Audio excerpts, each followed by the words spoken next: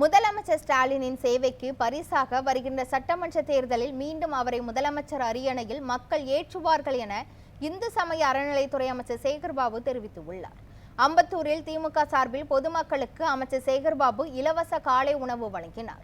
இந்த நிகழ்ச்சியில் MLA Joseph Samuel, மண்டல குழு தலைவர் மூர்த்தி உள்ளிட்ட பலர் கலந்து கொண்டனர்.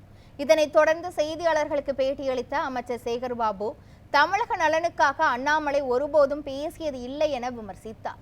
எத்தனை சதிகள் வந்தாலும் மு.க. ஸ்டாலின் மீண்டும் முதலமைச்சர் ஆவதை ஒருவராலும் தடுக்க முடியாது என அவர் தெரிவித்தார்.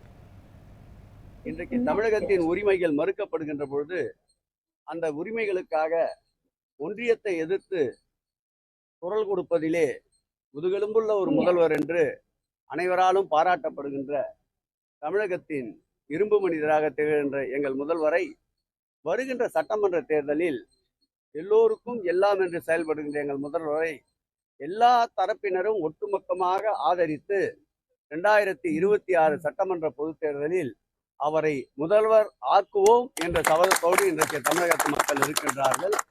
நிச்சயம் எதிர்த்து எத்தனை கட்சிகள் வந்தாலும் அத்தனை கட்சிகளும், எத்தனை சரி வலைகள் பின்னப்பட்டாலும் அத்தனை வலைகளையும் கிழித்தெறிந்து, எத்தனை சரிவலைகள் என்றாலும் சரி, எத்தனை கட்சிகள் என்றாலும் சரி, அத்தனையும் உதிரிகளாக்கி மீண்டும் மாண்புமிகு தமிழக முதலமைச்சர் அரியணையை அமர்வதை தமிழகத்தில் அல்ல, ஒன்றியமே எத்தனை முறை எத்தனை சதி திட்டங்கள் முயற்சி செய்தாலும் அவர் ஆட்சி கட்டிலே அமர்வதை எந்த சக்தியாலும் தடுக்க முடியாது.